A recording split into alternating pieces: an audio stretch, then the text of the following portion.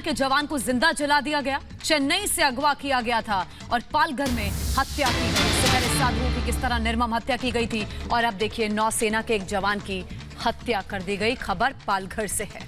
3 दिनों तक बंधक बनाकर रखा गया और उसके बाद हत्या की गई है, जलाकर हत्या की गई है, निर्मम हत्या। लगातार इस मामले को लेकर पुलिस ये दावा कर रही थी कि जल्द ही इसे सॉल्व कर लिया जाएगा, लेकिन अपहरण के बाद जिंदा जला दिया गया इस शख्स को। और अब इस पर सवाल खड़े हो रहे हैं कि आखिर बार बार पालघर में इस तरह के अपराध क्यों हो रहे हैं? क्या बदमाशों में कानून का खौफ नहीं है? क्या उनके अंदर डर नहीं है और पालघर में इस तरह की घटनाएं बार बार होती रहेंगी? तो 2 तस्वीरें आपके टेलीविजन स्क्रीन पर। पहले देखिए, साधुओं की निर्मम हत्या कर दी गई। साधुओं की हत्या भीड़ ने की थी, पुलिस मौजूद थी। वहीं दूसरी तरफ आप देखिए, अब एक नौसैनिक की हत्या की गई है। 27 साल का युवक जिसका नाम सूरज कुमार दुबे, झारखंड के रांची के रहने वाले थे। कोयंबटूर में आईएनएस अग्रणी में ये तैनात थे। चेन्नई के हवाई अड्डे के बाहर से इन्हें अगवा किया गया था। बदमाशों ने 10 लाख की फिरौती की मांग की थी, पैसे नहीं मिले तो हत्या कर दी गई वेवजी इलाके में। महाराष्ट्र के पालघर में साधु की हत्या के बाद अब एक और घटना सामने आई है। भारतीय नौसेना के एक जवान को अगवा कर जिंदा जला दिया गया। पूरी तरह से झुलस जाने की वजह से नौसेना के जवान की इलाज के दौरान मौत हो गई। बताया जा रहा है कि 27 साल के युवक का नाम सूरज कुमार दुबे था, जो झारखंड के रांची का रहने वाला था। सूरज कोयंबटूर में आईएनएस अग्रणी में तैनात थे। मिली जानकारी के मुताबिक सूरज 30 जनवरी को छुट्टी से लौट रहे थे, तभी चेन्नई के हवाई अड्डे के बाहर से वो अगवा कर लिए गए। बदमाशों ने 10 लाख की फिरौती मांगी। पैसे नहीं मिलने पर सूरज कुमार को पालघर के डहाणू तलासरी के वेवजी इलाके के जंगल में ले जाकर हत्या कर दी गई। न्याय की गुहार मैं लगा रहा हूँ हर जगह से कि किसी तरह मेरे बेटे को न्याय दिया जाए। वो देश की सेवा के लिए मर मिटा। फिरौती देने से मना किया तो शुक्रवार सुबह अपहरणकर्ताओं ने उन्हें गोलवाड़ के पास जंगल में हाथ पैर बांधकर जिंदा जला दिया। सूरज की हाल ही में शादी होने वाली थी। तो 10 लाख की फिरौती मांगी गई थी और फिरौती ना देने पर हत्या कर दी गई। वारदात की शुरुआत करीब 4 दिन पहले हुई थी, जहां चेन्नई एयरपोर्ट से कुछ लोगों ने इंडियन नेवी के इस अधिकारी को अगवा किया, जिसकी पहचान झारखंड के रांची शहर के रहने वाले 27 साल के सूरज कुमार के रूप में हुई। और सूरज से अपहरण कर उसे यहाँ पालघर लाया गया। वहां पर उसे 3 दिन तक रखा गया। 10 लाख रुपए मांगे गए और जब ये पैसे नहीं दिए गए तो पालघर के जंगलों में ले जाकर सूरज पर पेट्रोल छिड़क कर आग लगा दी गई, जिसके बाद अस्पताल में ले जाया गया, लेकिन 90% तक जल चुके थे सूरज और उसके बाद उनकी मौत हो गई। हमारे साथ बीजेपी के नेता राम कदम जी लाइव इस समय मौजूद हैं। राम कदम जी, पहले साधुओं की निर्मम हत्या की गई, अब नौसैनिक की हत्या कर दी गई। कानून व्यवस्था का जनाजा निकल रहा है महाराष्ट्र में। सरकार क्या कर रही है, क्या कहेंगे आप? बिल्कुल आप सही कह रहे हैं। विगत 1 वर्षों के अंतराल में जिस प्रकार से महाराष्ट्र के भूमि पर संतों की निर्मम बर्बरता से हत्या हो रही है, जवान जो अपनी जान की चिंता न करते हुए, अपने प्राणों की चिंता न करते हुए देश की सेवा करते हैं, उनको भी जिस प्रकार से निर्ममता से मारा है, वे दृश्य दिल दहिलाने वाले हैं। उन दृश्यों को देख करके आदमी 2-3 दिन भोजन नहीं कर सकता, रात की नींद उसे नहीं आ सकती। इतनी अमानवीय तरीके से, क्रूरता से उन्हें मारा गया है। सवाल ये उठता है, इस महाराष्ट्र की पालघर की भूमि पर न साधु संत सुरक्षित है, न हमारे फौज के जवान सुरक्षित है। यहाँ पर इसके पूर्व भी देखा आपने कि महाराष्ट्र की शिवसेना के गुंडे एक जवान के घर घुसे, घर से उसे बाहर निकाला और बहुत बुरी तरह से पीटा। और पीटने का केवल मात्र कारण इतना ही था कि उन्होंने शिवसेना के खिलाफ और सोशल मीडिया में कुछ लिखा था। कल शाम की घटना बता दूं, महाराष्ट्र की पवित्र नगरी है पंढरपुर, जहां पे विठोबा का मंदिर है। वहां पर भाजपा का हमारा पूर्व अध्यक्ष, उसने केवल मात्र महाराष्ट्र के मुख्यमंत्री से इतना ही पूछा कि बिजली की बिल बहुत आए हैं, इसमें राहत कब मिलेगी? कोरोना का पैकेज देने वाले थे, अब तक नहीं दिया, वो कब मिलेगा? शिवसेना के गुंडों ने उसे रास्ते पे खींच करके लाया और पुलिस के सामने इनका इतना आतंक है, कानून प्रशासन का इनके ऊपर कोई अंकुश नहीं है, बहुत बुरी तरह से मारा, उसको कालीम उसे लगाई। ये जो लगातार ये जो सारे सिलसिले हैं ये दर्शाते हैं कि ये तीनों दलों का ये अहंकार है, इनकी मस्ती है, इनको ये सिंहासन पर बैठे हैं पर सिंहासन पर बैठ करके न्याय नहीं दे रहे। आज भी देश का समूचा संत समाज, मैंने स्वयं कई अखाड़ों से बात की, कई संतों से बात की, विवशता से वो संत अभी भी मांग कर रहे हैं कि राम कदम जी, सवाल ये भी है, पहले साधुओं की हत्या हो जाती है और उसके बाद एक नौसैनिक की हत्या हो जाती है, आखिर वहां पर पुलिस प्रशासन कर क्या रहा है? क्या लोगों से डर खत्म हो गया है वहां पर? और पालघर में ही क्यों बार बार इस तरह के मामले सामने आ रहे हैं? क्या इतनी लीनियंसी बरती जाती है अपराधियों के साथ कि वो अपराध करने से डरते नहीं है, सोचते नहीं है और पालघर में ही करते हैं बार बार इस तरह के अपराध? देखिए, इस समय रिपब्लिक को सारा देश और विश्व देख रहा है।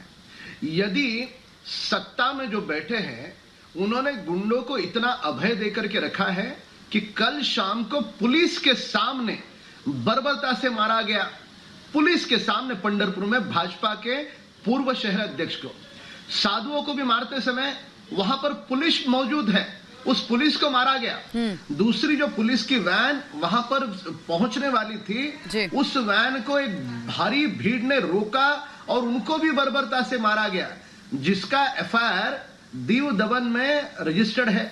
अब वहां पर एक एफआईआर रजिस्टर्ड है, पालघर में दूसरा एफआईआर रजिस्टर्ड है।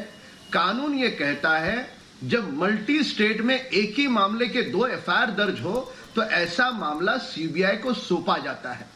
पर महाराष्ट्र की सरकार निश्चित तौर पे किसी को बचाने का प्रयास दुस्साहस कर रही है। और वही कारण है कि लगातार साधु संत समाज, जिनका राजनीति से, सियासत से कोई लेना देना नहीं है, राम कदम जी, महाराष्ट्र सरकार, उद्धव सरकार तो ईश्वर की आराधना ये भी दम भरती है कि हमारी पुलिस हाईटेक पुलिस है, हमारी पुलिस पर कोई सवाल ना ही उठाए, हमारी पुलिस जो करती है बिल्कुल ठीक करती है, हमारी पुलिस जांच करेगी तो किसी और की जांच की जरूरत नहीं है। तो ऐसी पुलिस के होने के बावजूद अगर इस तरह के मामले सामने आ रहे हैं तो इससे बड़ी दुर्भाग्य की बात क्या होगी? देखिए, आप एक ज्येष्ठ पत्रकार हो, मैं आपको स्मरण दिला दूं, आपको तो पता ही होगा कि आज वो तांडव का मामला एफआईआर रजिस्टर सबसे पहले मांग महाराष्ट्र में हमने घाटकोपर में की, उत्तर प्रदेश में एफआईआर रजिस्टर हुआ। देवताओं का अपमान है, कोई सामान्य आदमी का नहीं है। जिनकी हम पूजा करते हैं, आराधना करते हैं, उन भगवान के प्रति गाली गलौज, अभद्रवाणी का प्रयोग किया गया है। उसके बावजूद हिंदुत्व का नाम लेने वाली शिवसेना महाराष्ट्र की, मुंबई की पुलिस को एफआईआर 4 दिनों तक लेने नहीं दिया। जब हमने सड़कों पर उतरे, भूख हड़ताल किया, तब जाकर के एफआईआर हुआ। अब तक एक भी उस फिल्म के बदमाशों को इस महाराष्ट्र की सरकार ने, पुलिस ने नहीं बुलाया कि आपने इस प्रकार से देवताओं का अपमान क्यों किया। कौन से ऐसे कारण है? क्या तांडव को बचाने के पीछे कौन सा राज है?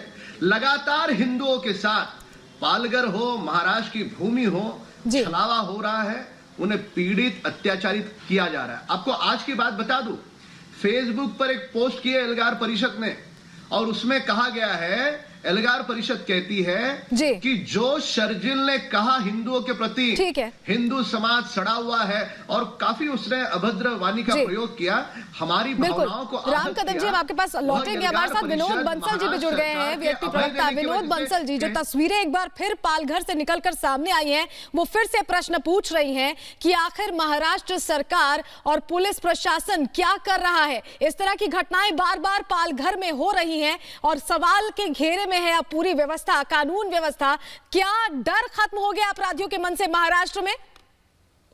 निश्चित रूप से देखिए, सरकार, महाराष्ट्र की सरकार ने जिस तरह से पालघर वाले जो संतों के मॉब लिंचिंग के केस में जिस तरह का जो व्यवहार अपनाया, जिस तरह से कार्रवाई करने में कोताही बरती और जिस तरह से पुलिस प्रशासन ने उन सब चीजों की मदद करी, जिस तरह से कम्युनिस्ट और कांग्रेसी ब्रिगेड जो है वहां पर पूरी तरह से सक्रिय है, जो ईसाई मिशनरियां बराबर जो है वो वहां उस क्षेत्र में धर्मांतरण की गतिविधियों के साथ में हिंदू द्रोह के जो प्रबंध रच रही हैं, उन सब चीजों का नतीजा है देशद्रोह पनप रहा है वहां पर। आप देखिए, नेवी के अफसर को इस तरह से जो है वो अब्डक्ट करके और वहां पर जिंदा जलाया जाना कितना विभत्स है। और ये जो विजुअल्स आपके स्क्रीन पर दिख रहे हैं, ये वास्तव में अपने आप को चिल्ला चिल्ला के कह रहे हैं कि आखिरकार ये क्या कोई किसी सभ्य राष्ट्र का कोई हिस्सा हो सकता है क्या?